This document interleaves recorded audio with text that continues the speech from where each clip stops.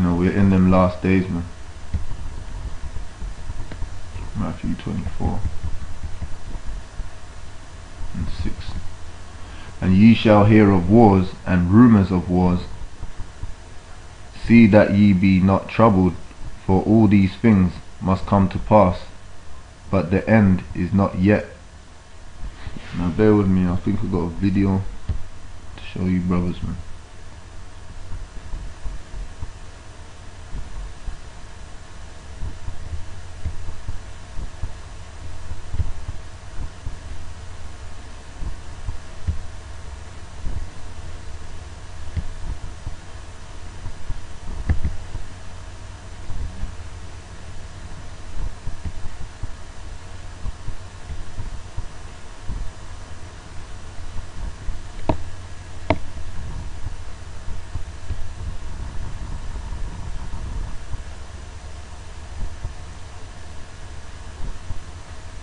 Bear with me because the internet's kind of dead.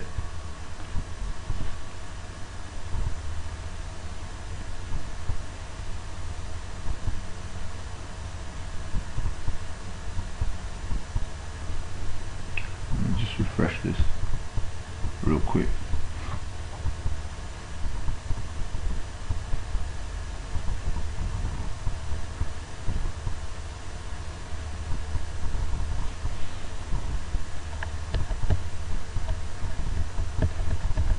Okay, man. As Iran continues to develop its nuclear program, a project Western governments believe has military aims, the price of oil has risen amid fears of disruption to supplies. Iran's recent threat to close the Straits of Hormuz worries investors because a fifth of the world's oil is transported along the shipping lanes, and the US has vowed to keep them open. It is the fear that there could be military conflict.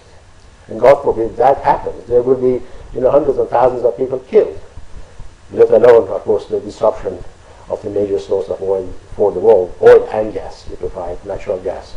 I think it is that fear which has made the price go up. EU ministers are likely to wait a few months before placing an embargo on Iran's oil to allow European refiners to find alternative suppliers, in West Africa, for example.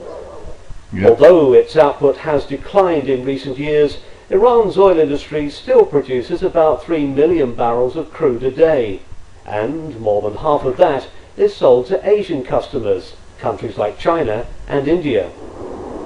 India especially has encountered problems paying Iran for oil because the US bans banks dealing with the country.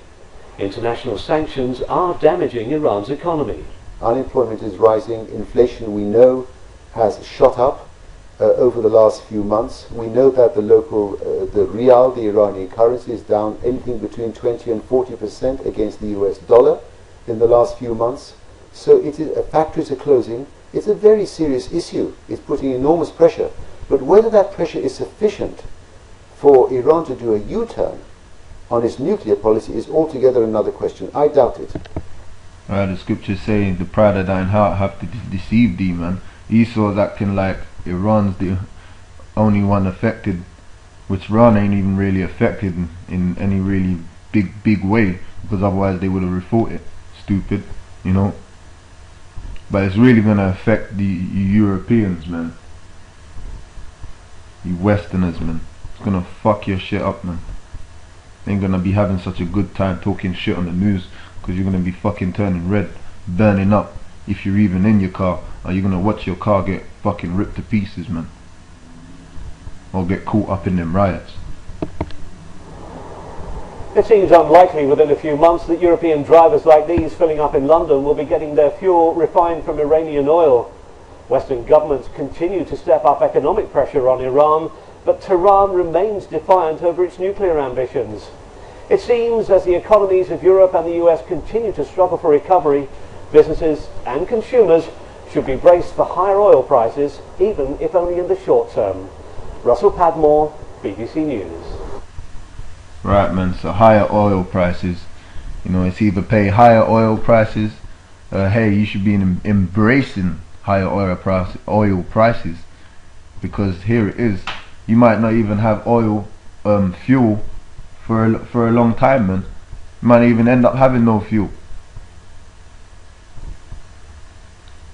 The military might go from dropping off tankers to straight policing your ass, man. So back to that scripture, man. And ye shall hear of wars and rumours of wars. See that ye be not troubled, for all these things must come to pass, but the end is not yet. Right, because part of the prophecies, man. For nation shall rise against nation, right? There you go. And kingdom against kingdom.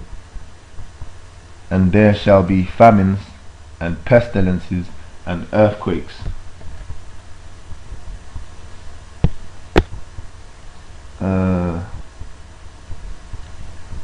That just jumped a bit too much. Slakia.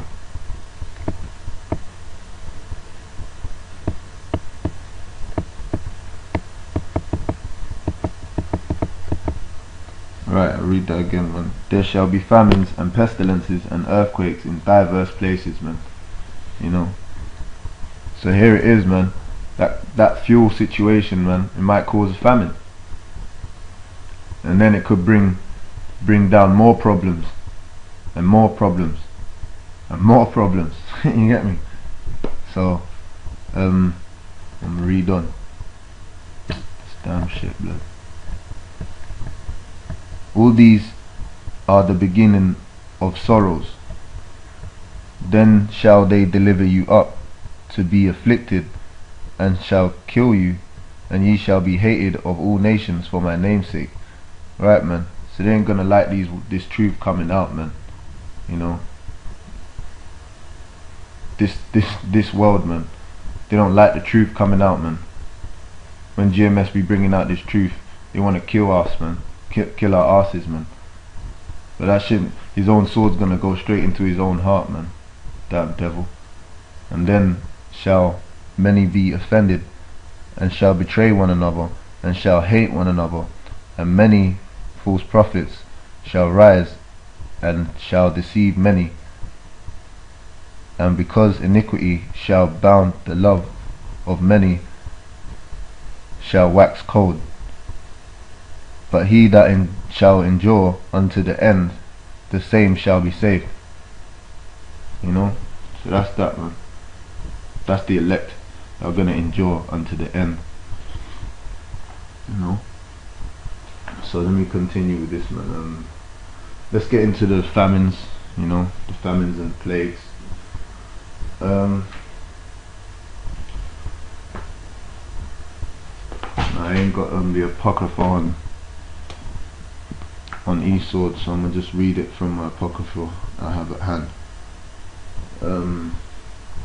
2nd Esdras 15 and 12. Egypt shall mourn, and the foundation of it shall be smitten with the plague and punishment that God shall bring upon it. So there you go. It's a plague and a punishment. You know, part of this society's wickedness has judgments and sentences, man. So anything can go wrong in this society, and we're looking to see what those things are, man. And part of looking at the history of this fuel situation where they're striking that, you know, ain't caused nothing but mischief and problems. The same way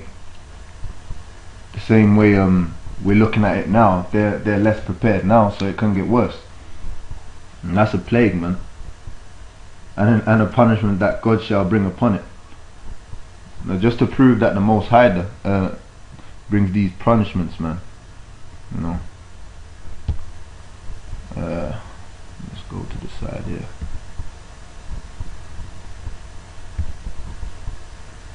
Now, I googled the word plague. Plague. Now, what we want is the definition number 4.